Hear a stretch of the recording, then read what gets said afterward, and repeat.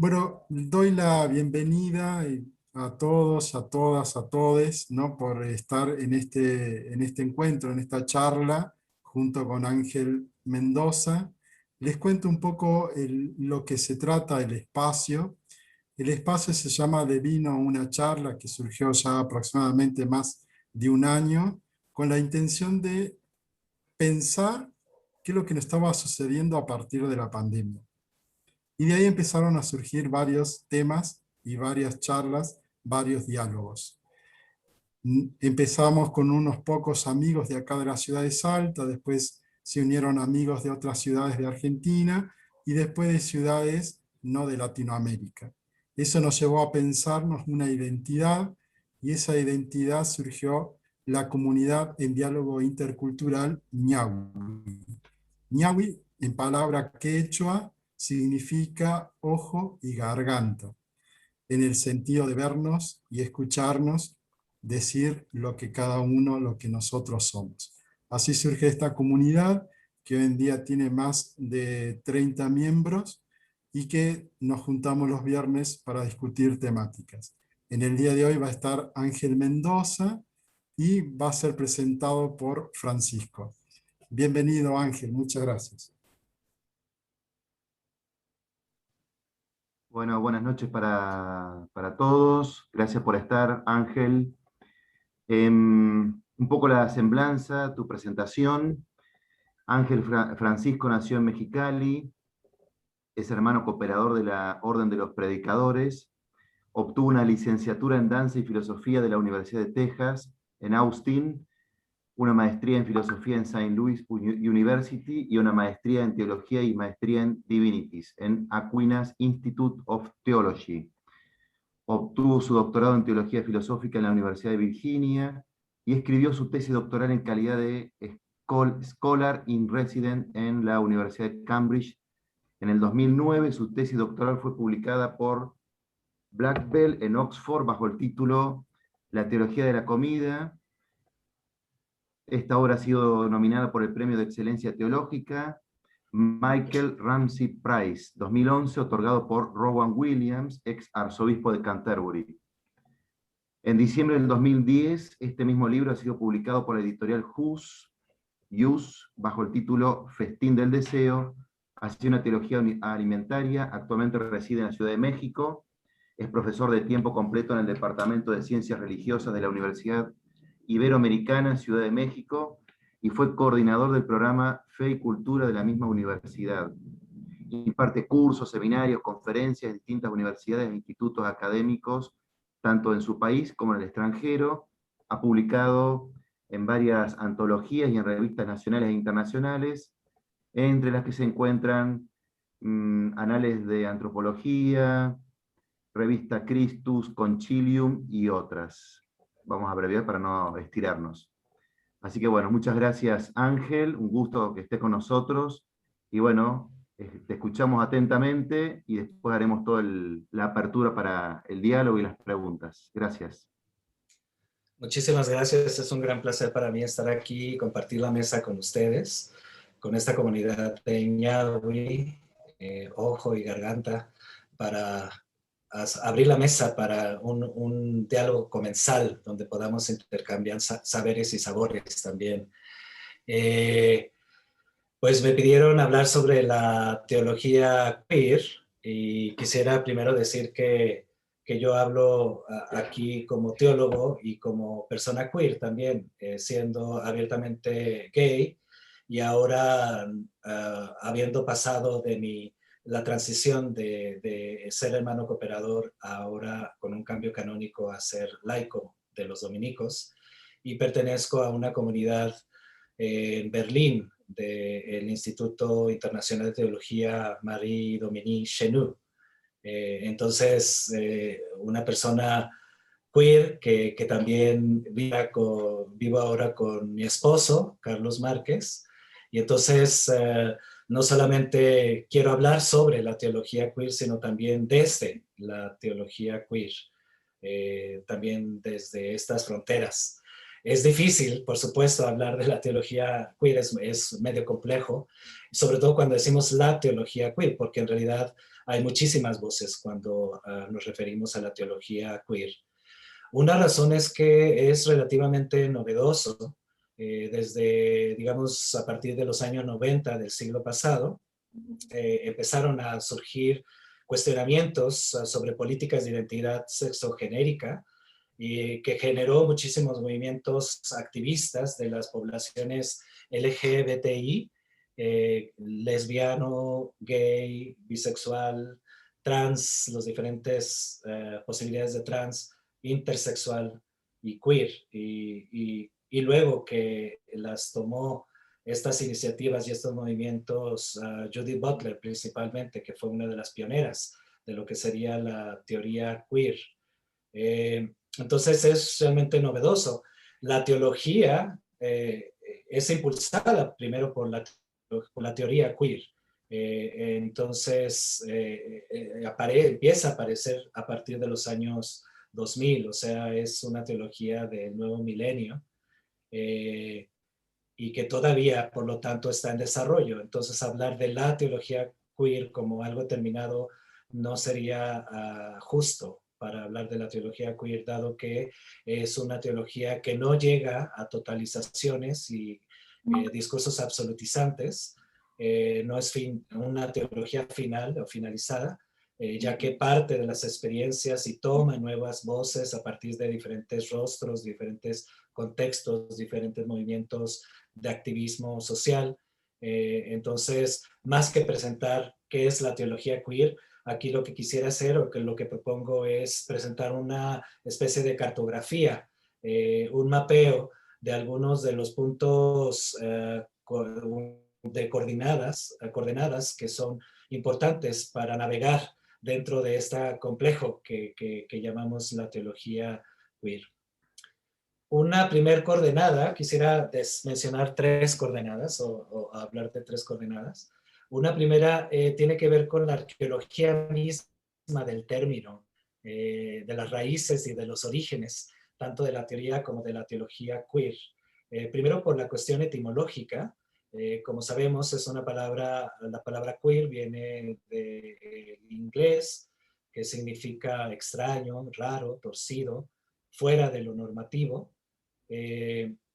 Pero que también es una palabra que es queer ya de por sí, o sea, no es que haya sido principalmente del inglés, no surgió ahí, surgió desde el sánscrito y después ha tenido transformaciones históricas con el alemán y el latín y el griego y una serie de lenguajes. Entonces hay algo muy híbrido ya de por sí en el término queer que nos hace pensar sobre un término etimológico, una etimología que es difícil de encontrar sus orígenes o sus raíces como tales, ¿no? Porque tiene un sentido muy transcontextual. Y también porque la misma palabra se ha usado como insulto, sobre todo en la cultura anglosajona, como un insulto, como una forma de estigma a personas que no son heterosexuales. Son discursos, como diría Judith Butler, que se materializan, que se hacen materia, que se convierten en prácticas y que se hacen cuerpo también, que se acuerpan, que forman parte de nuestros cuerpos y crean discursos de odio, de violencia, de rechazo, de exclusión hacia las personas y todos los colectivos de las poblaciones LGBTI.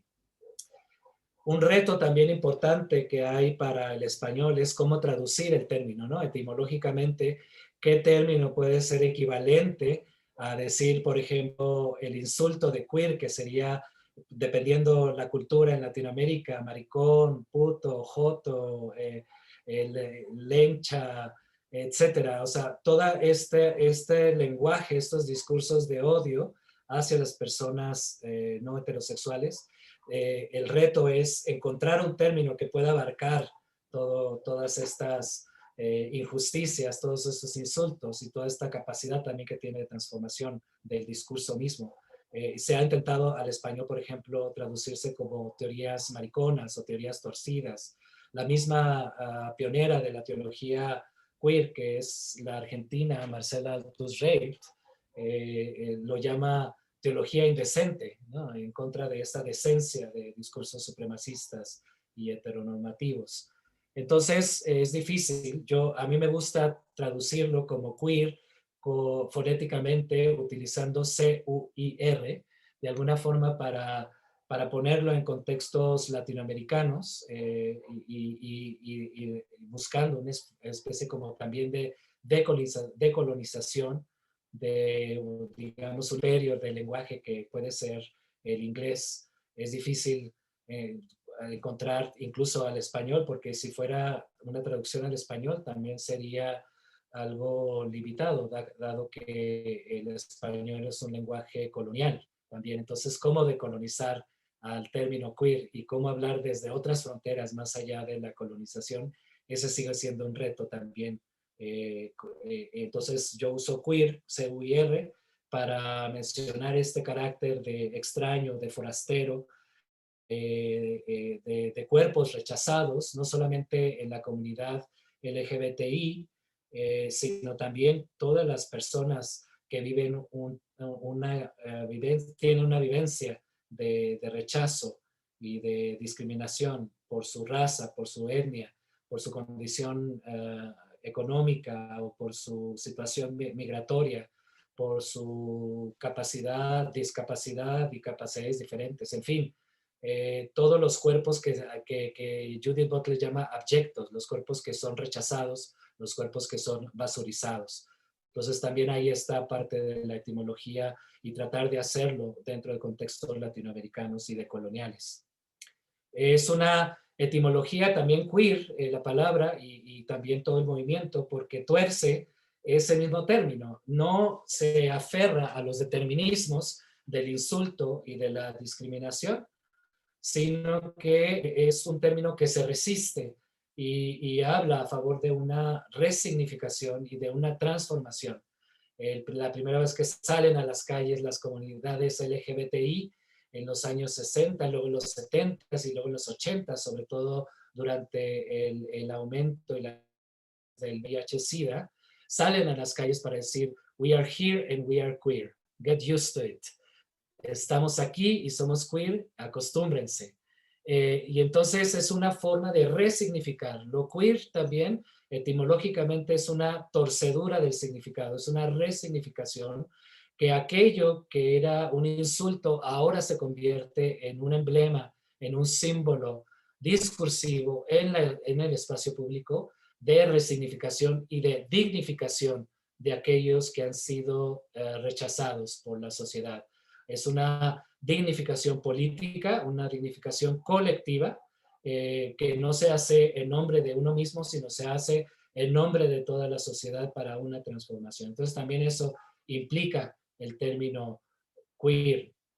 Otra cosa del término queer también como sus orígenes o sus raíces es que no se origina en la academia y como teoría como tal. Entonces hablar de teoría es mejor usarlo con teoría con puntos, con expresiones entrecomilladas, porque en realidad surge, los orígenes realmente de la teoría queer surge en los activismos sociales, en estos grupos que salen a las calles para hacer movimientos que yo le llamo coreopolíticos, de coreografías, de cuerpos que invaden, que transgreden, que entran en el espacio público para desde el espacio público exigir una transformación, exigir una política de identidad, exigir los derechos de estas comunidades que han sido marginadas y que hemos sido marginadas a lo largo de la historia.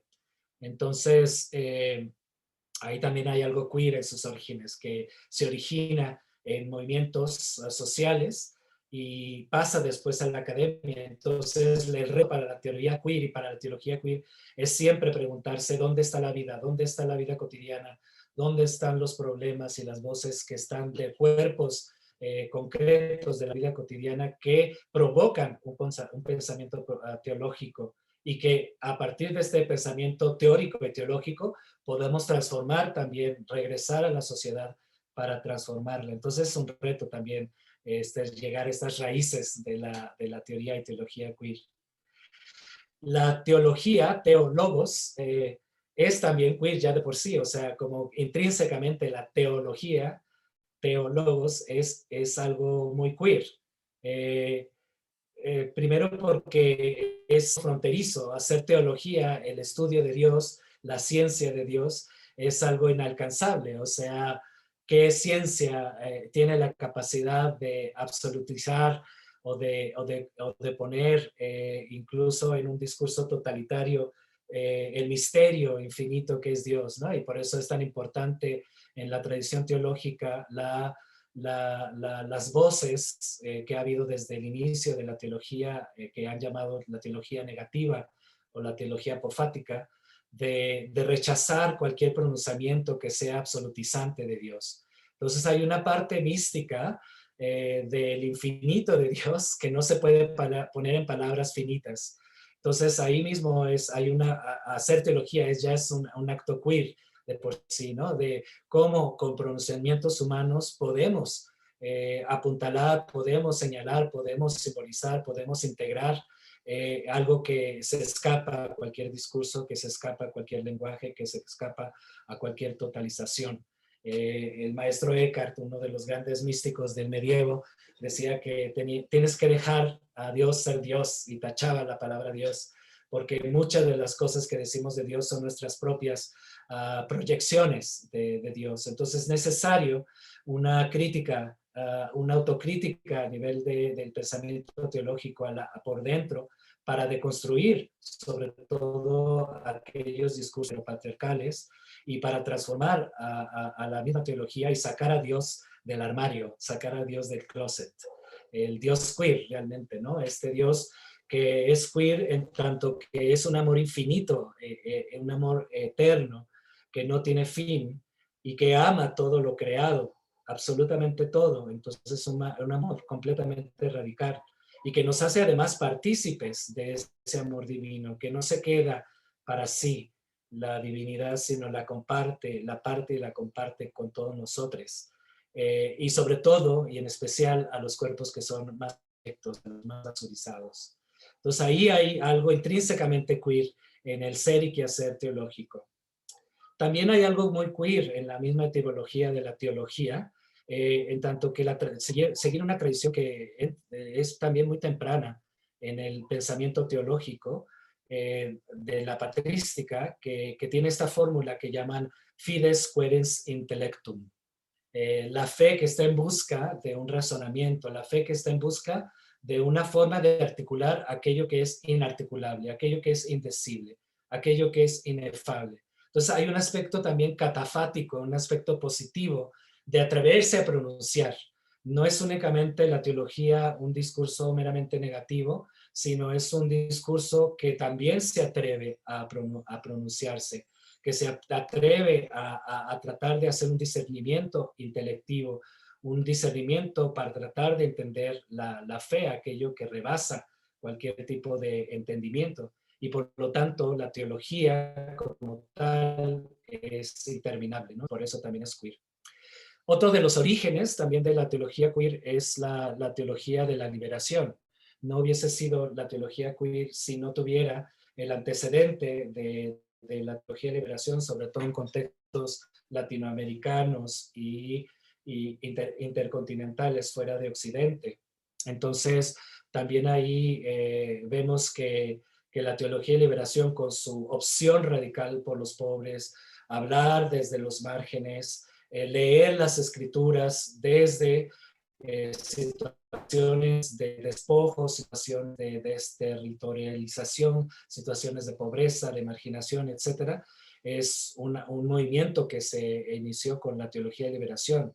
En cierta forma, la teología queer es una continuación de la teología de liberación, pero también la queeriza porque la primera teología de liberación era mayormente hecha, como bien lo apunta Marcel Althusreit, por clérigos, por hombres, con un entrenamiento que se iban la mayor parte de ellos a Europa y regresaban a traer categorías europeas y occidentales a nuestras tierras, etcétera. Entonces, la teología queer hace un movimiento, una torcedura más a esto para darle cuerpo, ¿no? muchos de los teólogos de liberación de la primera era no hablaban de sexualidad, se liberaba todo menos la sexualidad, se liberaba todo menos los cuerpos. Entonces, la teología queer insiste en una liberación integral, que también implica los cuerpos, que también implica deseos, que también implica identidades sexogenéricas y hablar desde otras diásporas. Entonces, también es uno de los orígenes, pero una queerización también de la teología de liberación. Otro aspecto también de las etimologías y orígenes de la teología queer es que habla desde la biografía. La teología, el pensamiento cristiano, por ejemplo, y muchas otras teologías de otras religiones incluso son vivenciales, no son teóricas. Empiezan primero con vivencias, con experiencias de encuentro con Dios, con la divinidad, con la humanidad, con el planeta, etc. Entonces, la teología queer es una teología principalmente biográfica. Antes que hablar de doctrinas, hablamos primero de nuestra relación con Dios. Y es desde el corazón que se mueve hacia el intelecto y hacia el alma finalmente, ¿no? Hablando en términos de Santo Tomás de Aquino, es el corazón, es las vísceras muchas veces, lo más entrañable, lo que nos enseña lo que es hacer teología. Entonces ahí también en la teología hay algo entrañable, algo queer, algo que se hace desde el corazón y que se hace desde la vivencia. Y finalmente, otro punto en esta coordenada, primera coordenada sobre los orígenes y las raíces, es que no solamente es una teología que habla sobre los márgenes, sino también desde estas mismas fronteras, desde las mismas diásporas, y desde ahí sugiere y busca y promueve transformaciones. Entonces es una primera coordenada. Una segunda coordenada tiene que ver con unas temáticas en las cuales las teorías y la teología queer se concentran muchísimo, que tiene que ver con la identidad, el problema o la problematización de la cuestión de la identidad. Como una forma de deconstrucción, pero también como una forma de afirmación y como una forma de dignificación. Una deconstrucción porque es ver qué hay detrás de nuestros lenguajes y nuestros discursos de odio y de violencia y de exclusión. En este caso empieza con este movimiento de grupos sexogenéricos que critican estas dicotomías de un mundo dicotómico, ¿no? Los que están dentro, los que están fuera, los que son aceptados, los que son rechazados, los que son normales, los que son anormales o desviados o torcidos. Entonces, este tipo de dicotomías y también hegemonías. Entonces, ¿qué hay detrás de los discursos? ¿Qué hay detrás de nuestras prácticas de odio, de exclusión? Ese es algo que preguntarse esa identidad que tenemos y cómo deconstruir todo aquello que lleva a prácticas de odio y prácticas de exclusión.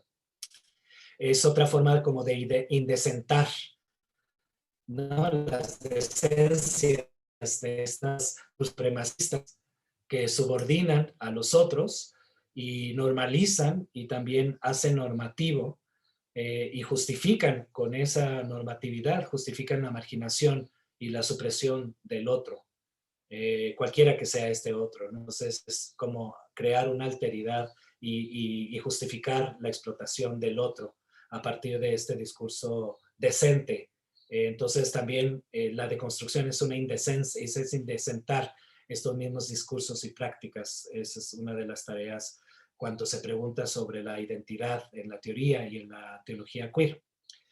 Y sí, indecentar a la teología es muy importante de su propia identidad, porque nosotros, sobre todo en el pensamiento cristiano, no sé si aquí habrá algunas otras religiones no cristianas, pero yo hablo también dentro del pensamiento cristiano, que ha arrastrado muchísimos de estos discursos, han sido los promotores muchas veces, la teología misma, las iglesias mismas, las religiones mismas han sido los promotores de estos mismos discursos y de estas mismas prácticas heteropatriarcales y supremacistas y colonizantes, alérgicas a los cuerpos, a la sexualidad, a los deseos y a la diversidad, ¿no? Buscando siempre una homogeneidad y en contra de cualquier tipo de pluralidad o diversidad.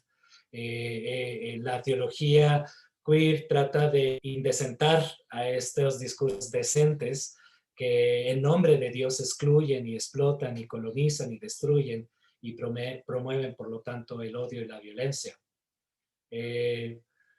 También para la teología, la cuestión de la identidad es una cuestión inacabable. Identidad en términos teológicos es siempre en un devenir, nunca es completamente terminada. En el pensamiento cristiano, en el imaginario cristiano, la identidad siempre está en transcurso, es itinerante. Y de hecho, bueno, podemos decir que en términos humanos ese es el caso, ¿no? Mi relación con Dios, con el mundo, no es la misma que tenía cuando tenía 5 años que ahora en el presente. Entonces, también cómo es que nuestra propia identidad, incluso sexual y genérica, se va transformando también a través de nuestra propia historia personal. La identidad es queer, siempre está en exceso de sí, en autorrebasamiento de sí, en la teología, porque siempre deviene del otro. La identidad yo no me la doy a mí misma, sino que es recibida de alguna forma como don de los demás y también transmitida como don también a los demás desde mi propia honestidad de quién, de la persona que soy, tal y como soy, y no a través de la mentira, que ha sido también uno de los grandes discursos de identidad que nos ha impuesto la Iglesia Católica, sobre todo. Recordemos también que teológicamente la identidad es crística, está en rebasamiento de sí, está predicada a partir del otro. Recordemos en Gálatas, por ejemplo, que dice San Pablo, ya no hay esclavo, ya no hay más esclavo ni libre, ni hombre, ni mujer, ni judío, ni gentil, etcétera, ¿no? Porque somos uno en Cristo. Entonces, es una identidad queer. La identidad teológica es una identidad queer, la identidad cristiana o crística, es crística en ese, porque siempre está en rebasamiento a partir del otro. Es protológica porque tiene un origen desde Dios, digamos, radicalmente hablando, y es escatológica también, un futuro origen, pero también tiene un futuro que se encarna aquí y ahora, un futuro de unión final, de consumación final con esta participación con Dios. Entonces nuestra identidad es también queer. La identidad es queer también porque somos imago Dei, que más precisamente quiere decir imago Trinitatis, la imagen de la Trinidad, porque hablamos y vivimos un Dios que es comunitario, que no es solitario, que no se predica unilateralmente, sino que es en comunidad, en comunión, que desea profundamente al otro, que es amor y como tanto, por lo tanto es deseo del otro y respuesta de ese deseo que es recibido por la segunda persona. Y el vínculo de este amor no es únicamente entre dos, sino que el vínculo de los dos genera un tercero y a partir de eso se retorna ese don de forma transformada. Entonces, esta dinámica perijorética, dancística, coreográfica, de un Dios que baila, de un Dios que está en el otro, que es en el otro, y que hay un sentido de autopenetración constante, de atravesamiento en Dios mismo. Entonces, también ahí está algo de la identidad nuestra como imago Trinitatis, que es una identidad queer, identidad comunitaria, que es a la vez eros, deseo del otro, como lo es a la vez ágape, completa plenitud. Eh, Nos preguntamos si Dios es tan feliz en esa plenitud tan perfecta, ¿por qué crea otra cosa que es la creación? Y entonces sigue siendo un misterio. Pero sí nos habla acerca de un movimiento, de otra danza trinitaria que es kenótica, de un Dios que sale de sí en la creación. Entonces ahí hay un movimiento queerizante también dentro del mismo amor trinitario, que sale de sí y ex nihilo, de la nada, hace que la nada sea todo un don. Entonces ahí también hay un elemento de kenótico en la identidad crística de un Dios que crea más allá de sí en autorrebasamiento pero que esta kenosis, este autovaciamiento no es autosacrificial, sino que es en el deleite, en la gracia, en la bendición total, ¿no? Por eso es un absurdo que la doctrina de la congregación de la Sagrada Fe, o cómo se llama, haya dicho ahora que no se pueden bendecir los matrimonios igualitarios, por ejemplo, ¿no? Porque yo lo considero teológicamente incoherente, ¿no? Toda la creación es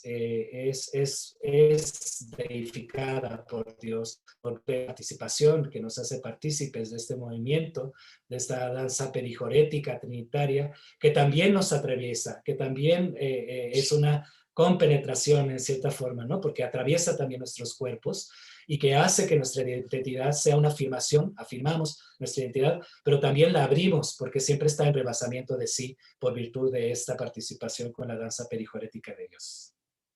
Y como tercera coordenada es uno de los temas de la teología y la teoría queer, es hablar del cuerpo y los cuerpos que son del deseo. Es una temática muy, muy común en la teología y la teoría queer. El deseo es uno de los temas principales de la teoría queer, por ejemplo, ¿no? Judith Butler habla del deseo, asuntos de deseo, habla del deseo cuando hace análisis sobre, por ejemplo, ¿no? Un filósofo alemán que para él decía que realmente todo el deseo que tenemos los seres humanos es el deseo del reconocimiento y es una parte esencial de nuestro ser y quehacer como seres humanos en este mundo, ¿no? Entonces, el deseo es algo también muy queer, es un deseo que va en salida de sí y que tuerce y desea, desear, ¿no? Si no, la filosofía no sería filosofía, sino deseara conocer cada vez más. Desear sobre todo los cuerpos que importan, también es otro término de Judith Butler. Actualmente hemos visto que la cuestión del COVID y la cuestión de todo este virus a nivel global nos afecta a todos indiscriminadamente, a todos los cuerpos.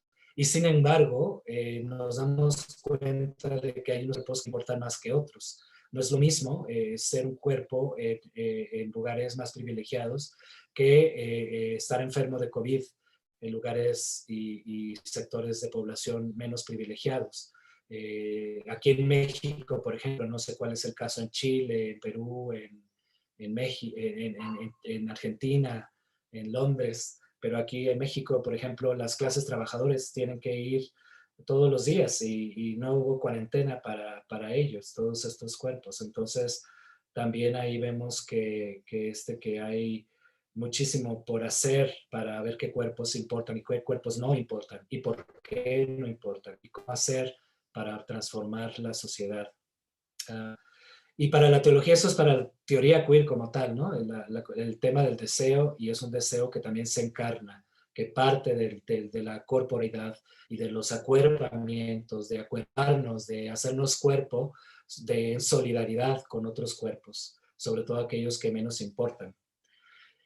Y bueno, para la teología queer y la teología en general, el deseo es también una parte intrínseca del ser y quehacer teológica. Es la primacía del deseo que nos hace ser y crear y construir teologías también, ¿no? Mi corazón no descansa hasta que descansa en ti, decía San Agustín, porque es esta pasión, también este deseo de Dios que mueve a la teología. Una teología sin deseo es una teología sin sabor, ¿no? Insípida, irrelevante, una teología que no despierta, que no sacude, que no provoca, que no transforma realmente. Entonces, qué importante es para la teología en general el deseo. Entonces, es necesario rescatar el deseo, la primacía del amor, realmente, ¿no? Tanto como eros y como ágape, y la posibilidad del ágape para comunidades, aunque sea a nivel micro, aunque sea en movimientos que parecen pequeños y que no hacen muchísima transformación, aún ahí puede haber transformaciones muy importantes y expresiones y vivencias también agapeicas del deleite.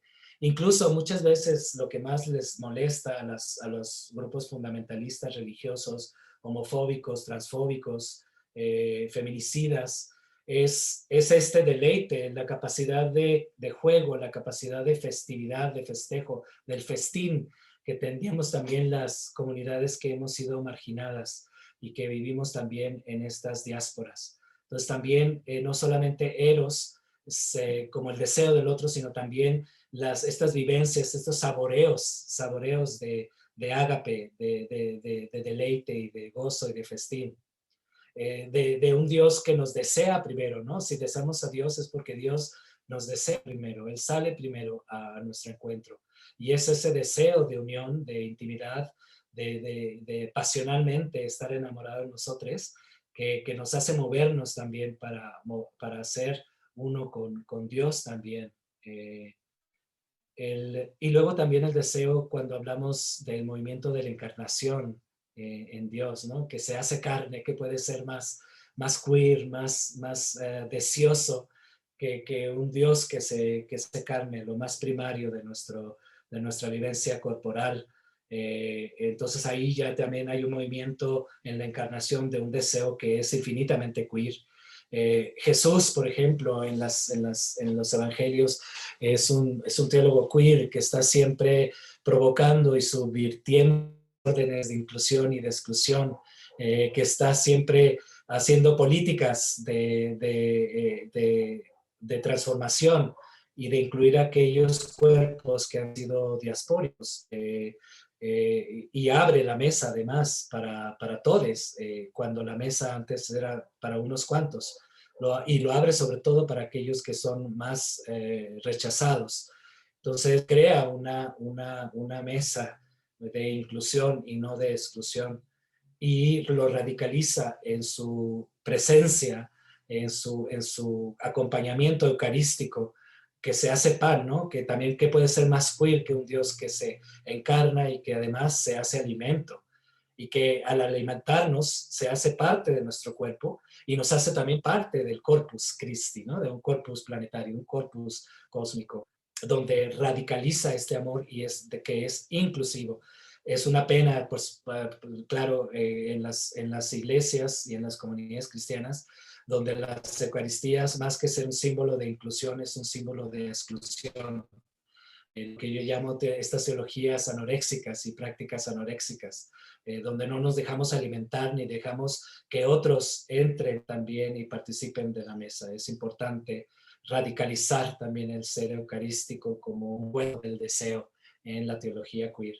Y finalmente, en esta última intersección, es el reto también para la teología y para la teoría queer de la interseccionalidad, de que los cuerpos, cuando hablamos de cuerpo, hablamos de un complejo que es interseccionado por cuestiones de género, por cuestiones de sexo, por cuestiones de raza, por cuestiones económicas, por cuestiones físicas, etcétera. Entonces, lo importante de hacer un trabajo interseccional y una teología, sobre todo la teología queer, en un intento de hacer una teología interdisciplinar, interreligiosa, intercultural, siempre transformándose a sí misma a través de estos diálogos y de estos intercambios con otras teologías, con otras vivencias también, y con otros deseos también como colectivos, de otras colectividades que están a favor de estas transformaciones, de una vida más vivible, de acuerpamientos que sean realmente plurales, y de un cambio, aunque sea a veces micro, pero también macro, exigiendo también a nuestros líderes en las iglesias, en las comunidades cristianas, en las comunidades religiosas, en las comunidades civiles también, exigir sociedades más inclusivas, sociedades más a favor de una vida mucho más vivible, el bien para todos y todas. Entonces, bueno, con eso quisiera dejarles para poder pasar a un diálogo, y creo que con eso más o menos puede despertar algo para continuar con esta conversación en la mesa.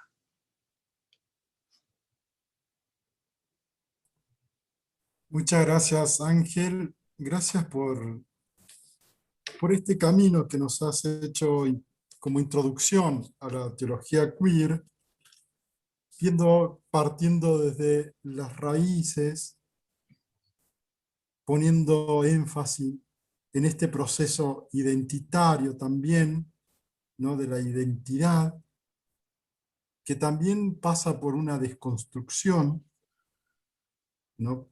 Para no quedar en las márgenes, y pasando por último por esta situación del cuerpo, el cuerpo en el cual también, ¿no? Dios se va manifestando como ese cuerpo del deseo que se manifiesta como amor. Muchas gracias por esto, Ángel, y vamos abriendo el espacio para las resonancias, las preguntas. Podemos levantar la mano para que le demos la palabra o pedir la palabra a través del chat. Claudio, hay una primera pregunta que había levantado la mano. Juan Manuel, Bien, ¿puede Juan ser? Manuel. Dale. Después sigue Andrés. Gracias, ha sido muy iluminador todo lo que dices, querido Ángel. Más aún para mí, ahora que me encuentro en medio del camino de mi vida, perdido en una selva oscura, intentando lidiar con la poesía de Eliot y me doy cuenta de que, estudiando a Eliot, me doy cuenta de que tiene un diagnóstico sobre la modernidad en el que se da cuenta de nuestra falta de sensibilidad para lo trascendente, para esa otra realidad. Tenemos sentidos solo naturalistamente configurados para la ciencia, etc. Y entonces cuando a través de su poesía y luego de su conversión y en una larga trayectoria termina proponiéndonos a la Iglesia como la solución a estos nuestros problemas de la modernidad, más aún ahora que estamos a punto de terminar de guerrear hasta el final de los tiempos y traer sobre nosotros el final de los tiempos. Me ha costado mucho trabajo desarrollar un lenguaje en el que no se confunda la iglesia con la iglesia.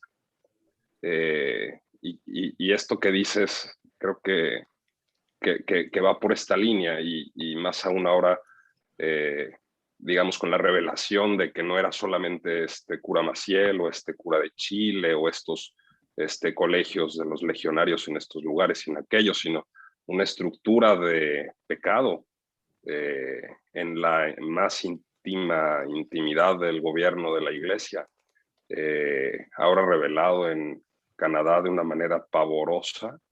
Pues es muy difícil intentar hablar sobre el cuerpo místico de Cristo sin que se confunda con esta historia de la iglesia y todos sus nuestros pecados. Y digamos, yo creo que lo que recupera él en buena medida es esta dimensión del misterio de Dios, por un lado, que siempre aborda de una manera no antropomórfica, refiriéndose al punto quieto, refiriéndose a esta como divinidad solar, pero que evidentemente no es el sol, usando imágenes precisamente raras para hablar de Dios, que no son ni hombre ni mujer ni humano, sino esto más allá de lo humano, pero de todos modos encarnadas en la historia, no solo en Jesús, sino en la posibilidad de que nosotros encarnemos y nos divinicemos, que es uno de los temas que tratas en el festín del deseo. Esta divinización queer es sumamente provocativa y yo te querría preguntar cómo desarrollar un lenguaje que no sea colonial, que no sea totalizante, que no sea promotor de teísmos que conduzcan a teocracias disfrazadas, aunque digamos que no creamos en Dios. Sí, sí, muy difícil. Es un reto, pero tú has dado una ruta muy importante. Empezaste con Eliot y eso me pareció muy bien porque creo que la teología realmente tiene una fuerza y una capacidad poética antes que meramente doctrinal o dogmática. Y entonces hay que rescatar eso. ¿Cómo hacerlo? Esa es la respuesta. Yo creo que ese es el camino, ¿no? Un camino a partir de la poética, a partir de la estética, a partir del arte, a partir de otros discursos fuera de esta racionalización instrumentalista, estas estructuras que tú muy bien lo has mencionado, en la cual la iglesia también ha sido parte y una de las protagonistas de estas mismas males y pecados estructurales y sistemáticos que tenemos que de construir y que tenemos que transformar. Entonces sí necesitamos ese movimiento teopoético, digamos, para entrar una vez más al misterio, que finalmente es político, porque tiene que ver con la política de la integración y de inclusión de cuerpos. Esto de crear un cuerpo realmente místico, y tomando en cuenta sobre todo los cuerpos desmembrados. Y esa es una imagen muy fuerte que Carlos Mendoza la ha puesto también como una categoría también teológica del grito, digamos, desesperado, que ahorita estamos viendo con Canadá y que hemos visto con los abusos sexuales y que hemos visto con muchos otros abusos de parte de la iglesia y de parte de las mismas religiones que desmiembran los cuerpos, ¿no? Entonces sí, es un reto ir caminando y viendo cuáles son estos cuerpos que han sido desmembrados y cómo volver a acuerparnos una vez más. Gracias por tus comentarios y preguntas. Andrés. Sí, quizás la pregunta es mucho más puntual, mucho más particular y no tan amplia como la reflexión que acaba de hacer Juan Manuel. Pero quería poner el caso de una chica trans que está en un proceso ahora judicial con el arzobispado de Salta, de Alba se llama ella, que ha entrado en un conflicto que en primera instancia los tribunales no han sabido resolver, bueno, y ahora se ha apelado a la Corte Suprema. Ella pidió cambiar su nombre en los registros, tanto de bautismo, de confirmación, para que se la nombre como ella se autopercibe en este momento, y el arzobispado se lo negó. Accedió en un segundo momento a poner una nota marginal simplemente en los libros, y donde ella se opone porque no quiere ser expuesta como que en su pasado ha tenido otra identidad de género. Y le vengo dando vueltas hace como 2 meses a esto porque me llama la atención el hecho de que, siendo tan importante el nombre en el bautismo, como digo, y toda la teología del nombre también en lo bíblico, y que nos llamó por nuestro nombre, etc. La pregunta capaz es, si una persona al autopercibirse y reconocerse, en este reconocimiento que vos también decías que era de transición, la identidad, que no es algo que uno nace monolíticamente con eso, si uno no tiene que volver a hacer como un nuevo bautismo o una vuelta sacramental, tanto desde el bautismo de su confirmación, porque ya no es quien la iglesia puso que era. Entonces, como que no sé si hay una respuesta, no sé si hay que preguntárselo, no hay que si hay que acompañar a esta persona y todo su proceso, y que en algún momento tendremos respuestas a esto, pero como que a lo mejor invitarte a ver por dónde podría llegar a ir un acercamiento a esta consulta sacramental, pastoral, no sé cómo llamarlo. Sí, muy bien. Qué bueno que hablas de las comunidades trans, porque entre todas las discriminaciones que sufre la población LGBTI, son justamente las personas trans quienes más sufren de la violencia y el asesinato también. En México, por ejemplo, es muy alto. Y en Latinoamérica tengo entendido que también es bastante alto el índice de asesinatos a personas trans. el constante acoso, la constancia, el odio terrible que hay hacia las personas trans, que bueno que lo mencionas, y es necesario también hacer teología desde ese lugar teológico, ¿no? ¿Qué es hacer teología desde estos lugares? ¿Qué es hacer teología desde un nombre que es también, ¿no? Porque el nombre del bautismo es un primer inicio de nuestra identidad y que por lo tanto puede haber otros bautismos a lo largo de nuestra historia que hablan y que son más, y que van transmitiendo nuestra propia honestidad, nuestra propia forma de ser verdaderos ante nosotros mismos, ante nosotros mismos, y no vivir en la mentira, que esa es una de las cosas que también la Iglesia Católica ha inducido muchísimo, y James Allison es buenísimo para hablar acerca de esta, una crítica a la mentira, a la deshonestidad, a la hipocresía de la Iglesia misma, muchos que son ellos mismos homosexuales, y que es de donde surge más la homofobia también, ¿no? Como una falta de aceptación, una falta de verdad. Entonces, no es una cuestión moral, como dice James Allison, sino es una cuestión evangélica, ¿no? Es una cuestión del evangelio, o sacramental, como tú muy bien lo dijiste, ¿no? Es una vuelta, un giro sacramental, de sacramentalizar nuestras vidas, nuestras identidades queer también, no solamente en el nombre, sino también en las acciones que muchas veces vemos desde las comunidades trans. En el caso de México, por ejemplo, un grupo de trans durante el periodo de la cuarentena tiene un colectivo y una casa en la Ciudad de México para refugiar a todas las trans que han sido despojadas de sus casas, violentadas, etc. Entonces hay una casa de refugio para personas trans.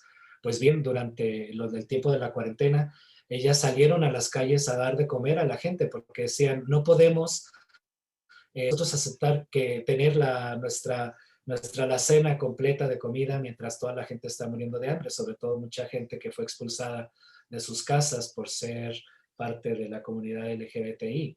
Entonces se dieron a la tarea de dar de comer a los hambrientos, ¿no? Y yo creo que ahí se cumple, se planifica el sacramento de la Eucaristía, que está, yo creo, profundamente basado en la beatitud, en las bienaventuranzas de bienaventurados aquellos que tienen hambre y sed de justicia porque serán satisfechos. Esa es la raíz realmente también del sacramento de la Eucaristía, el dar de comer al otro, tener hambre, de darle de comer a aquellos que tienen hambre y ver cuáles son las hambres que nos están matando a todos. Entonces, sí, es necesario resignificar, ¿no? En cuestiones de nombres, rebautizarlo y dar un giro sacramental verdaderamente y radicalmente eucarístico. Bueno, gracias. Anderson. Hola, buenas noches. Buenas. Yo los saludo desde Colombia. Quiero primero agradecerle a Ángel por este espacio y a los organizadores y a todos los que están aquí, porque realmente estos espacios los necesitamos cada vez más. Solamente quería como hacer eco de algunas cosas que dijo Ángel que me parecieron muy importantes. Y ahora que Andrés hacía su pregunta, pensaba en mi propia historia y en que precisamente nací nuevamente hace 4 años, cuando me reconocí como queer, y siento que ha sido una vida totalmente nueva. No puedo comparar lo que fui antes, cuando fui muy católico, seminarista, carmelita descalzo y demás, a lo que soy ahora. Es una experiencia totalmente diferente que ha estado marcada sobre todo por 4 experiencias que aparecieron ahora como en la comunicación de Ángel. La primera, que a propósito de lo que decías de los cuerpos desmembrados, que es una expresión que me encanta, no porque me gusten los cuerpos desmembrados, sino porque se visibiliza algo que siempre ha estado, ¿no? Como la fractura queer, así la llamo yo, porque siento que la teología queer apareció para visibilizar lo que vivimos nosotros, seres humanos fracturados dentro de una comunidad que nos quiere seguir fracturando y que divide nuestra existencia en muchas partes y que aún así vivimos, ¿no? Que no logra desaparecernos ni silenciarnos, porque ahí paso al segundo momento que Ángel lo decía hermosamente, porque resistimos. Y esa resistencia que es pacífica, agápica y eucarística, se une directamente con lo popular, con eso que tú hablabas de la interseccionalidad que me parece importantísimo, sobre todo para nosotros que estamos hablando de lo queer, porque lo queer no es lo gay, y lo queer no es lo lésbico, que a veces la gente dice, sí, es que tú haces teología de gays, y yo digo, no, es que yo no soy gay, yo soy queer, que es diferente. Y puede ser lo mismo en muchos aspectos, pero es radicalmente diferente porque nos compromete con todo lo desviado, con todo lo rechazado y lo excluido, y ahí entra la interseccionalidad. Y esto me conlleva al cuarto aspecto, es que todo lo dijiste de una manera que la uní como una cadena que libera. Y es precisamente esta cuestión del movimiento. Ahora lo decía Andrés también cuando hablaba de lo trans. Realmente lo queer es un movimiento, es un tránsito que aquí en Colombia yo lo he descubierto de la mano precisamente de la población trans, de la red comunitaria trans de aquí de Bogotá, en donde yo vivo, trabajo y estudio. Ha sido muy interesante que el lugar de enunciación que hemos tomado, no desde la manifestación, sino desde la contramarcha.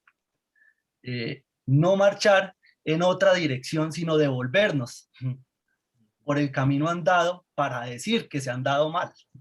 Y siento que lo queer en este sentido viene a ser lo más natural y lo más correcto, ¿no? No, paradójicamente, aunque nos muestren como desviados, mostramos que ellos son los que han torcido el camino, que se han torcido el evangelio y que nos han sacado cuando estamos en el centro, el pueblo de Dios, Oclos, siempre tuvo como, Dios tuvo esa preeminencia por el pueblo oprimido y por el pueblo vulnerable y pobre. Y me lleva al último aspecto, perdón por demorarme, que es la transfiguración, que es la expresión más hermosa para mí, y siento que en tu libro del festín que me encanta, salió como una epifanía y siento que lo he vivido así. Reconocerse como queer y enunciarse como queer es una transfiguración existencial, sacramental, ¿no? Es decir, esto es mi cuerpo, esta es mi carne, es decir eso, y es apropiarse de eso. Y siento que me pongo muy contento porque, pues no sé si aquí haya alguien más de Colombia, pero aquí hablar de teología queer es todavía impensable en muchos aspectos. En la universidad es católica cero, no hay cátedra, absolutamente nada. Y los que nos atrevemos a hablar de esto, me decía una profesora de la universidad que es feminista precisamente, te van a quemar en la hoguera. Y sí. Decía, pues, que me quemen, pero I am queer, I am here. Y aparece toda esta cuestión de la manifestación del rostro, que en últimas es lo que otros llaman queer, ¿no? Cuando ven a alguien que se quita el velo de la cara y se muestra como es. Entonces, quería compartirles esto porque fueron los 4 aspectos que escribí, y además porque Ángel me motiva a hablar y me hace sentir como, me recarga energía, igual que todos ustedes, de saber que en Latinoamérica y en Centroamérica crece el deseo de hablar de un Dios queer, que en últimas es el único que puede salvarnos, como decía Marcela Altaurrey. Así que muchas gracias a todos y sigo muy atento de los comentarios. Gracias a ti, qué hermosa forma de sintetizar y de traer los puntos clave de la presentación y de esta charla y de lo que trata de hacer la teología queer, y que no solamente es para todas las personas realmente, ¿no? También hay sexualidades queer, hay heterosexuales que no siguen un modelo heteropatriarcal o heteronormativo, y que se consideran a sí mismos también como heterosexuales queer. Entonces, es toda la inclusión de diversas identidades y de la gran pluralidad de formas de ser y de formas de amar, que es muy importante reconocer, ¿no? Este renacimiento, la importancia de renacer constantemente, incluso a veces desde la misma fractura, como tú lo ves, desde lugares que son también fragmentados, pero también en estos fragmentos se abren fisuras en los sistemas rígidos, en los muros. Entonces también la teología queer es la teología de las fisuras, que abre grietas en los muros tan rígidos que nos han destruido, que nos han separado los unos de los otros. Entonces es importante abrir esas fisuras. En las grietas está Dios que acecha, dice Jorge Luis Borges en su introducción y prólogo al I Ching. Entonces, ahí es en esas grietas donde encontramos también a Dios en esos fragmentos, en esas migajas, en el movimiento, en dejarnos mover y conmover por los otros, por los pueblos oprimidos, y buscar una transfiguración colectiva, un verdadero festín del deseo. Que por cierto, como comercial un poquito, les aviso que Juan Manuel, que está aquí presente desde Londres, desde Inglaterra, él es el director de Alios Ventos, una publicación que va a publicar ahora mi libro, Festín del Deseo en español, y va a ser una edición muy hermosa con una fotografía muy bella para la portada y un prólogo de Juan Villoro, que me siento muy honrado por sus palabras. Entonces, ojalá que se siga compartiendo este sentido sacramental también de la teología queer, que es plenamente eucarístico. Gracias.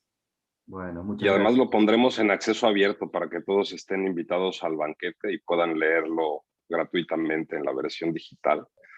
Y ustedes que son los lectores de Ángel, ahí les encargo que luego nos compren el libro para que podamos sostener esta cosa, ¿no? Buenísimo. Desde ya, Síganos en si hay las redes, posibilidad a de los ver, eventos. ¿quieres venderlo en Colombia? Yo me ofrezco a distribuirlo gratuitamente, a llevarlo, a enviarlo, como quieras. Pues muchísimas gracias, sí. Sí. Bueno, William, seguimos. Sí, buenas noches a todos. Saludos desde Brasil. Me gustó mucho la charla y me alegra mucho. Yo viví en México, en el Distrito Federal, y en esa época, fue 90, en la Ibero todavía no tenía toda esa discusión. A veces los jesuitas se concentraban un poco esa discusión, un poco, en el CRT, pero era un círculo muy cerrado. Me alegra mucho que haya esa apertura ahora, comienza a abrir. Yo hago una anécdota y una pregunta, porque de esas declaraciones me llamaron mucho la atención y me recordó. En el 98 en Argentina, en San Miguel de Tucumán, yo era religioso en esa época y hacía un trabajo en una villa miseria, y conjunto con la Secretaría de Salud, y por educación sexual, orientado por la Secretaría de Salud. Y la psicóloga, que era encargada del dispensario, me llama y me dice que tenía un caso de un ex seminarista de la Arquidiócesis de San Miguel de Tucumán, y él se había salido del armario homosexual, y en su primera relación homosexual, él contrae HIV. Y para la familia, eso era castigo de Dios. Y él quería suicidarse. Y que ni los curas, ni monjas, ni nadie, ni pastores querían conversar con él. Era una situación difícil. mediodía, yo le pedí que me pidiera para prepararme mejor por una situación un poco delicada, y llego a retirar un material y me dice, ¿se recuerda de aquel caso que le conté? Sí, está ahí. ¿Puede hablar con él? Bueno, y difícil, pero una cosa que Dios me iluminó, diría lo siguiente, yo le pregunto, que me dijera en la Biblia, o él era muy religioso, ¿dónde encontraba la figura de Jesús que condena? Donde tenga la figura del Dios de Jesucristo que viene para martirizar, para achacar, para condenar. ¿Usted encuentra? Dígame algún pasaje bíblico que yo no lo conozco. ¿Será que usted no tiene, no es conflicto con Dios, es conflicto con la estructura, con la religión? Y que me llamó mucho la atención lo que fue tratado hoy, que para mí es eso. A veces le damos una carga, un peso a Jesús, al Cristo, ¿eh? Que viene a nuestro encuentro, y nosotros le colocamos cosas que no está presente. Ahora, mi pregunta. La comunidad apostólica nace queer, y el casamiento con el poder desconstruye el carácter profético de esa situación. Y el desafío hoy en día es queerizar las entrañas de las relaciones, de la espiritualidad y del conocimiento. Lo que me surge de duda, de pregunta, de indagación, ¿qué vendría primero para una sociedad queer? Queerizar las relaciones, ¿qué se vendría primero? Queerizar las relaciones, la espiritualidad, el conocimiento, ¿o es todo junto? Muy bien, muchísimas gracias y saludos a Brasil. Gracias por compartir esta anécdota que quizás muchos de nosotros hemos vivido de alguna otra manera, estando adentro y estando afuera, siendo directamente o indirectamente implicados en toda la cuestión de la discriminación sexual y sobre todo hacia personas VIH y con SIDA también, que ha sido también una de las grandes estigmatizaciones que ha trastocado, que ha lastimado tantísimo a todo el planeta, y continúa todavía siendo un problema de la estigmatización. Y qué bueno que tú tuviste la oportunidad de ser inspirado por el Espíritu Santo, porque también es otra parte del Dios queer, el Espíritu Santo que no se deja atrapar, que siempre crea novedad, que siempre está jugueteando, que siempre está torciendo las cosas. Y gracias al Espíritu Santo podemos continuar con esto también. Entonces, qué bueno que el Espíritu Santo te inspiró para ver que en realidad no hay cadena dentro de los dictámenes y pronunciamientos de Jesús hacia las personas LGBTI. Bueno, James Allison es la persona más indicada para hablar de este tema, que tiene muchísimo desarrollado en sus propios libros y también en algunas conferencias que están en YouTube.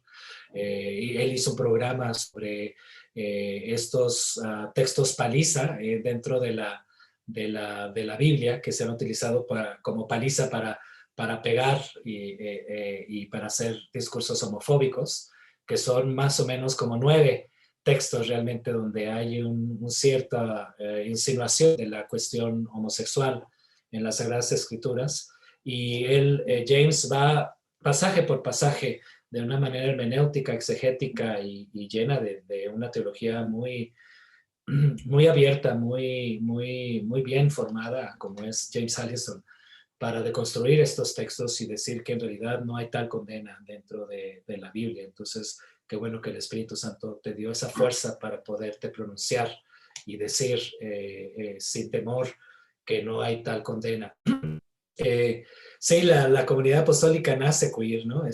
Son los perseguidos, no eran los que estaban en el status quo, en el poder, eran los que tenían que refugiarse en las catacumbas y era una cuestión de vida o muerte el cristianismo y era una cuestión de compartir radicalmente con todos y abrir la comunidad más allá de la religión judía. Entonces es una serie de transfiguraciones de lo cual Anderson estaba hablando también, transfiguraciones que la misma comunidad de los primeros cristianos fueron sobrellevando y encarnando también en sus propias vidas. Y es necesario rescatar ese poder profético, sobre todo hacia una teología y hacia unas iglesias imperiales, colonizantes. Es necesario subvertir y deconstruir esas teologías del imperio, de esas teologías decentes, indecentarlas y cuirizarlas a partir de las entrañas mismas, ¿no? Desde la misma entraña de nuestras relaciones personales y espirituales, que también tiene que ver con una forma de conocer, con una epistemología, otra forma de saber también. ¿Qué venía primero en tu pregunta de utilizar las relaciones o la espiritualidad o la iglesia? Sí, definitivamente, simplemente tienen que coexistir y tienen que una mover a la otra. No hay un principio y un fin. Yo creo que las tres, y de hecho todos los ámbitos que nos oprimen personal e interpersonalmente, pero planetariamente, porque también es necesario cuirizar al planeta, la ecología, en una ecología que hemos sustentado a partir de la explotación y de la destrucción de nuestros bienes naturales y del dominio de una nueva hegemonía hacia el planeta. También es necesario cuirizar esa hegemonía hacia el planeta mismo, que es parte de nosotros mismos, que es nuestra propia madre, la madre tierra. Entonces, sí, yo creo que tiene que ser una cuirización integral, compleja, que involucre todos los aspectos donde sigue habiendo opresión, sigue habiendo discriminación, exclusión y odio y violencia, y esta cultura de la muerte, ¿no? Una necropolítica que estamos viviendo actualmente también, de la cultura de la muerte hacia todo aquello que es diferente. Bueno, muchas gracias, Hugo. Y después de Hugo no veo más nadie. No sé si alguien más quiere hacer alguna pregunta, se anota o avisa. Sí, estoy gratamente sorprendido porque varias veces traté de pensar en la teología queer y tener alguna forma conceptual de asirla, ¿no? No podía, pero Ángel lo que ha hecho es, por su formación tomística, nos ha ayudado ahora a hacer circular nuestra mente y nuestro corazón entre todo lo extraño, lo raro, lo indecente, y destacar esas características desde Dios mismo. Entonces es una cosa tan grata, ¿no? Porque supera más allá de los límites de lo que sería en el movimiento en sí, en los grupos, pero sino realmente hacer una teología queer con mayúscula. Entonces estaba fascinado por eso. Y ya Williams me antecedió, ¿no? Haciendo referencia de que la comunidad apostólica en sí ya era queer por naturaleza. Y yo he estado tratando de reflexionar en los últimos años cuán extraño, no usaba el término queer, pero cuán extraño, cuán foráneo al patriarcado es el movimiento inicial de Jesús, ¿no? Entonces, en algún punto leí, el movimiento de Jesús era queer para los queers, ¿no? Es decir, resultaba tan extraña, tan fuera del trend de lo religioso.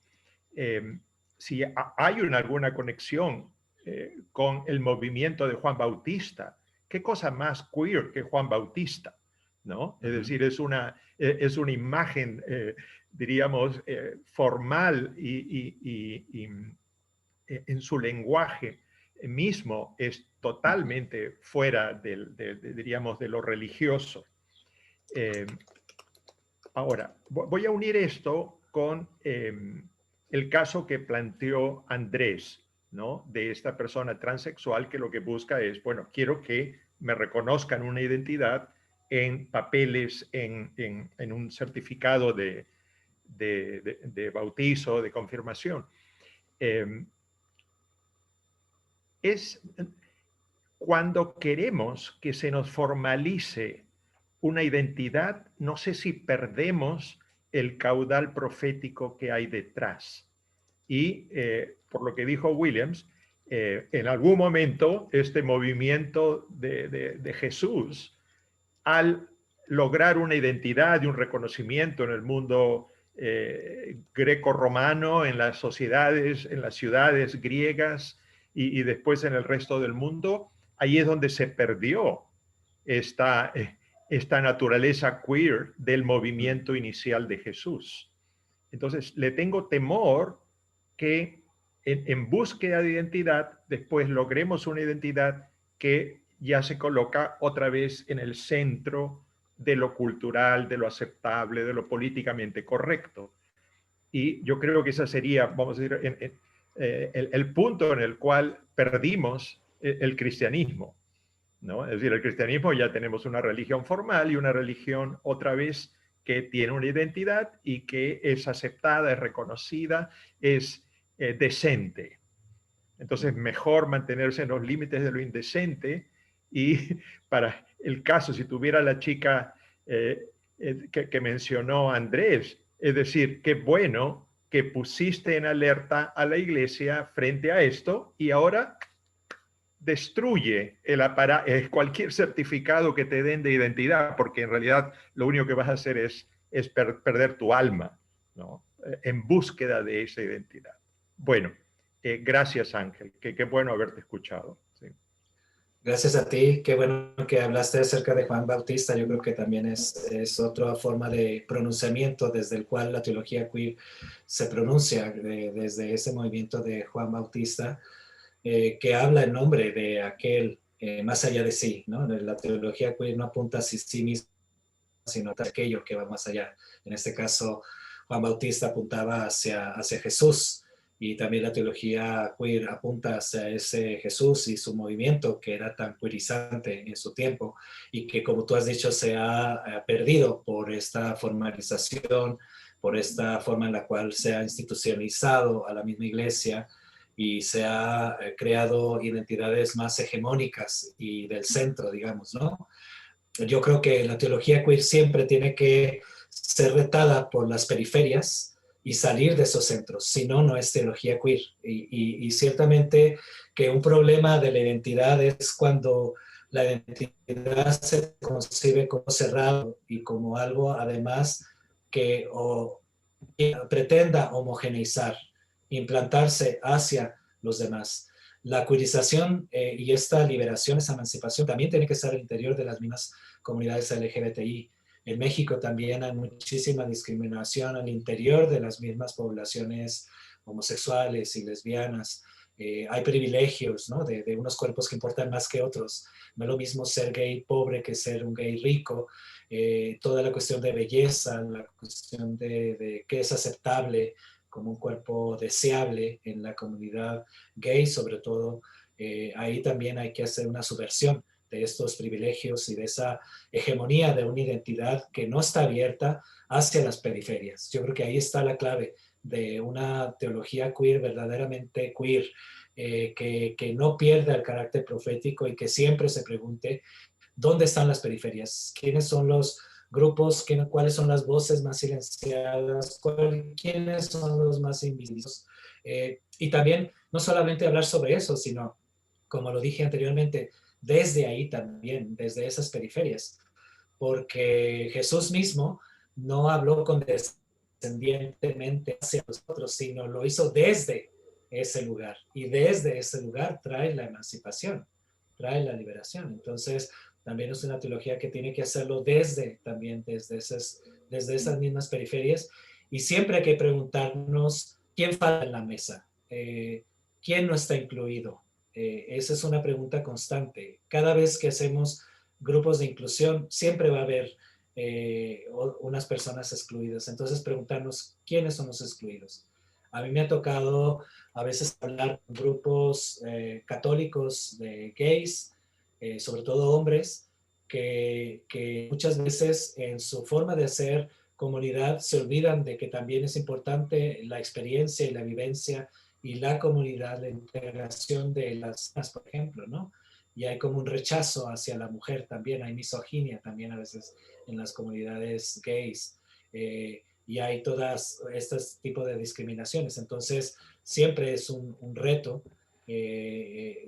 con el carácter profético. Y para los académicos, en mi caso, que yo soy teólogo y mi trinchera de transformación y de crecimiento es dentro de la academia, es esta, evitar el status quo del academicismo, estas torres, nos situamos y nos hacemos divas muchas veces, ¿no? Entonces, romper con esos privilegios, romper con esos status quo y ser provocados por la realidad, sobre todo de estas personas y cuerpos que son totalmente desposeídos y basurizados. Bueno, muchas gracias, Gerardo. Bueno, gracias, Ángel. Haces honor a tu nombre, mensajero. Yo estaba pensando, ¿no? Cuando vos decías que toda teología era queer, y siempre pensé eso también desde que empecé a escuchar este término. Pero ahora estaba pensando en la identidad de Jesús, ¿no? Porque estuvimos hablando varios del tema de la identidad.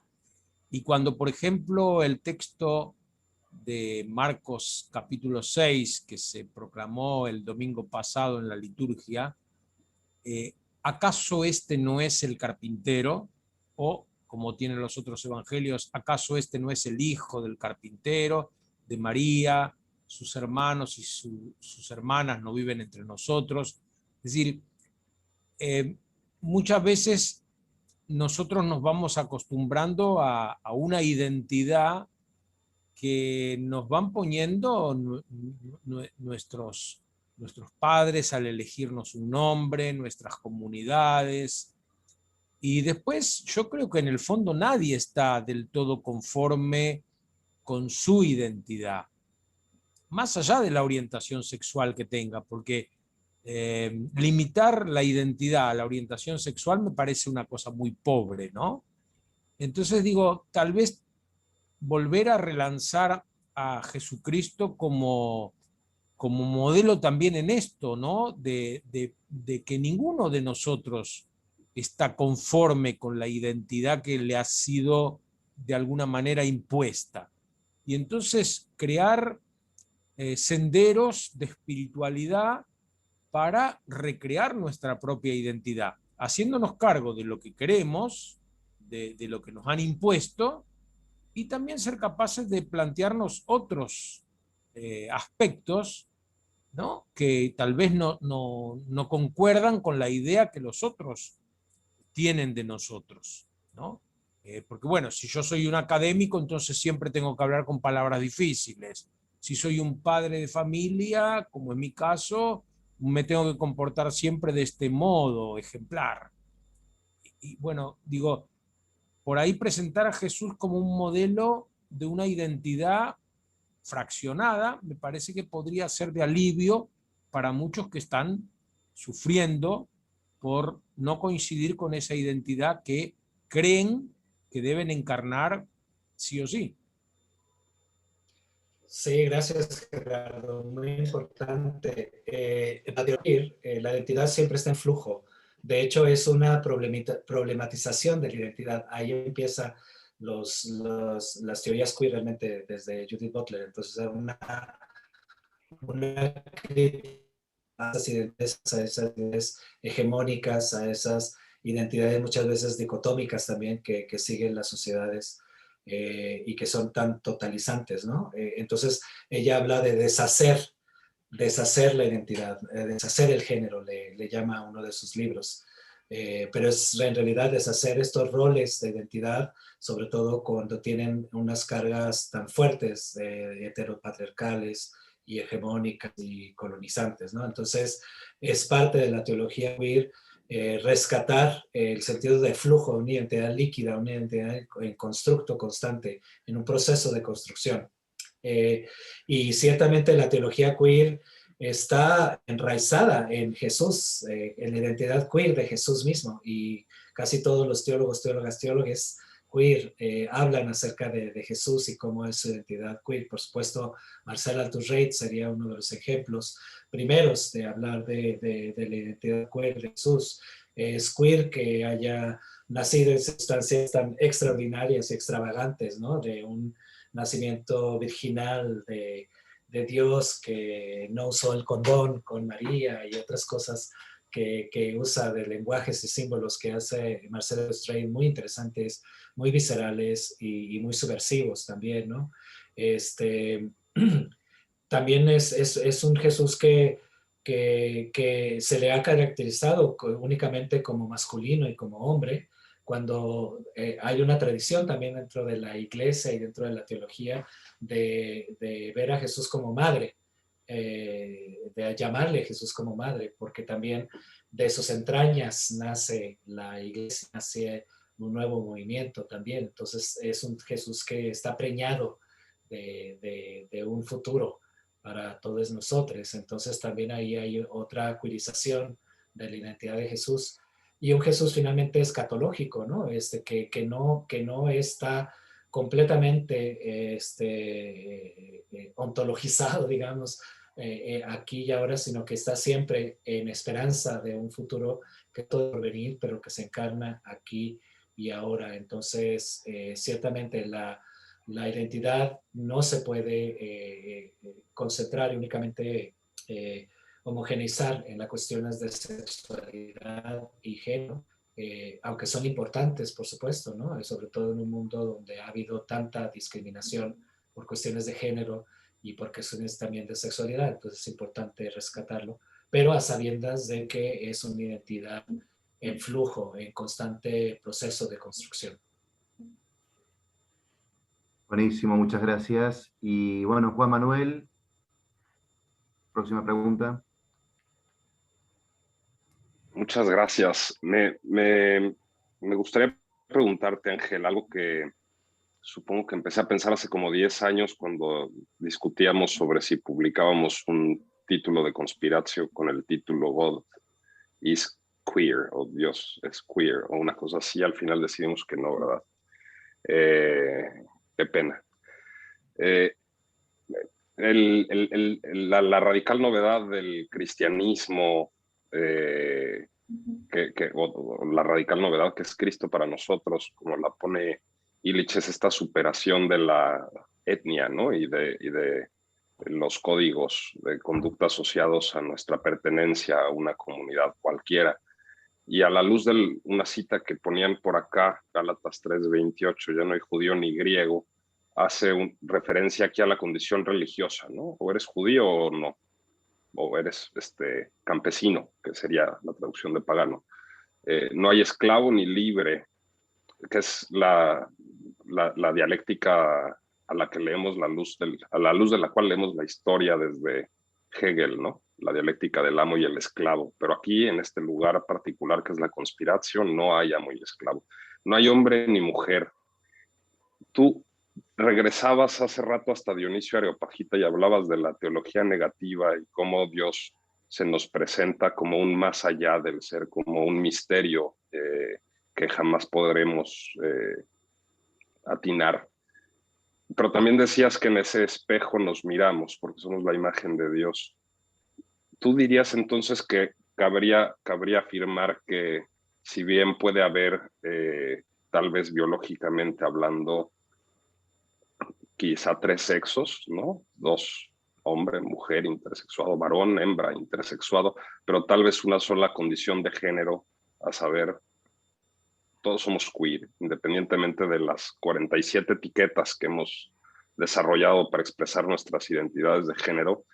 este misterio que se nos revela en Cristo nos revela a nosotros el misterio de nuestra naturaleza fundamentalmente volátil, inestable, en este sentido rara, extraña. Podría sin ánimo de totalizar o de conquistar a nadie, afirmarse una cosa de esa dimensión, no solo en el sentido sexual, sino en el sentido amplio de somos el misterio. Somos misterios Así para es. nosotros. Sí, de hecho, Marcel Altos Rey tiene este libro que no ha sido traducido al español. A pesar de la Argentina, tuvo que escribir en inglés porque también fue discriminada y en cierta forma rechazada por el mundo latinoamericano, y estudió en St. Andrews University, después fue profesora en Edinburgh University, en la Universidad de Edimburgo, y sus publicaciones fueron lamentablemente, bueno, en alguna forma, primero en inglés, y solamente se ha traducido el libro al español de La Teología Indecente. Actualmente estamos haciendo a la Universidad Iberoamericana a través de la coordinación que yo tengo de las publicaciones del Departamento de Ciencias Religiosas. Estamos traduciendo por primera vez al español el Dios Queer, The Queer God, de Marcela, que no se ha traducido y va a ser muy importante porque nos habla acerca de un Dios que es queer, ¿no? Que ¿por qué lo hemos masculinizado cuando sabemos que va más allá de cualquier identificación de género? Aunque también hemos visto que Dios se ha presentado en forma masculina y en forma femenina también, en el personaje y la figura de Sofía, por ejemplo, ¿no? Entonces, también hay un aspecto no binario, digamos, de trans, también de Dios, y siendo nosotros imago trinitatis, somos también parte de esta identidad que es definitivamente queer, más allá de todas estas categorías que muchas veces lo que hace es dividirnos, en lugar de encontrar como el sentido de un rebasamiento de la identidad. Yo creo que eso es importante. Para mí es, al mismo tiempo, suena oximorónico quizás, pero al mismo tiempo, o paradójico, es afirmar y estar en rebasamiento de sí. La identidad crística afirma lo que somos, quiénes somos, en nuestra verdad, que somos como hijos, hijas de Dios, pero también rebasamiento, porque nuestra edad siempre está enlazada, acuerpada, deificada por la misma participación divina. Entonces siempre está la identidad es queer, ya de por sí, teológicamente hablando, porque siempre está a la misma vez que afirmamos nuestra identidad y decimos soy queer, soy gay, soy lesbiana, ese momento de nombramiento, ese momento de bautismal, sacramental, de una identidad que se acepta en verdad y en transparencia, y sin mentira y sin hipocresía, sin miedo, y se asume como tal, al mismo tiempo que se afirma, también se abre, ¿no? Abre esas fisuras hacia aquello que le rebasa a la identidad, en tanto que somos a partir del otro, de los otros, y en tanto que somos partícipes también de una identidad divina que es intrínsecamente queer. Muy bien, muchas gracias. Bueno, yo no veo más preguntas pendientes. Claudio. Sí, bueno, Ángel, vamos cerrando este espacio con la alegría en el corazón de habernos entendido queer también, ¿no? El espacio también queer. En estos extraños que nos juntamos a hablar de lo extraño, ¿no? Y que a la vez esta paradoja con la cual recién decías nos hermana, nos dice quiénes somos, ¿no? Y que por lo tanto entonces esos relatos, discursos teológicos, hegemónicos, que hay que empezar a desconstruir, tienen que empezar a abrirse a través de estos espacios en el cual el otro deviene para decirme que es mentira eso que ¿no? Me ha ido construyendo y que ahora yo para el otro y el otro para mí, ¿no? Nos entendemos en esa forma queer de ser extraños, pero a la vez hermanados. Gracias, Ángel, por este espacio. Gracias por tu palabra. Como bien lo había dicho Gerardo, gracias, Ángel, que sos el anunciador. Nos anunciaste, ¿no? Esta buena nueva. Buena nueva que en algunos, ahí en el chat, decía buena nueva para desconstruirnos y ser cada vez más humanos, mejores personas. E invito a todos a abrir, si es que pueden, sus micrófonos también, sus cámaras, y brindamos. Este es el espacio, Ángel, de brindar de vino, una charla en el cual compartimos el vino, ¿no? Estas cuestiones extrañas y que nos hermanan. Muchas gracias, Ángel, muchas gracias a todos por participar en este espacio. Los esperamos el viernes que viene, que estaremos hablando con un teólogo chileno, Jorge Costa Duat. Salud, salud, muchas gracias. Gracias a todos. Buen Y seguiremos descanso. encontrándonos. Gracias, que descansen. Beso. Que descansen. Muchas gracias. Gracias. Besos, besos a todos y abrazos.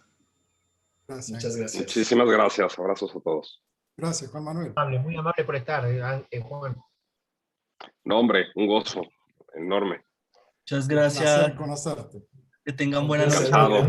Gracias, Anderson. Ahí está Valentín y Julián también. Buenas noches, Están gracias. por allá, aquí en México, Margarita, todos también aquí, el Comité Mexicano. Buenas noches. Gracias, Julián, por estar. Tenés que conocer Argentina, Ángela, comerte un buen asado, si es que no sos vegetariano, y un buen vino acá. Me encanta, es que yo soy norteño, entonces en el norte se come mucha Sí, ¿no? carne, entonces el asado para mí es lo máximo. Entonces tengo que ir, es un imperativo para mí, una meta, ir a Argentina algún día. Cuando quieras. Pero venite. Claro que sí. Pues un abrazo muy grande y gracias, Claudio, por la organización también y esta iniciativa. Felicidades al grupo también. Esta comunidad realmente que están haciendo de los diálogos ñahui, de ojo y garganta, y ahorita sobre todo la garganta con el buen vino o un buen tequila también, que así tomamos en México. Claro. Pues Gracias. hasta luego, Gracias. seguimos en contacto. Sí. Para otro momento, seguro. Exactamente. Pues, adiós. Nos vemos. Un abrazo. Gracias a todos por estar. Chao.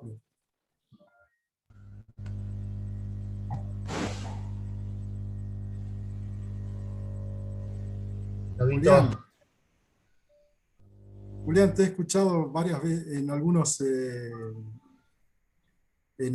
videos, también hablando sobre esto, ¿no? Sí, muy interesante.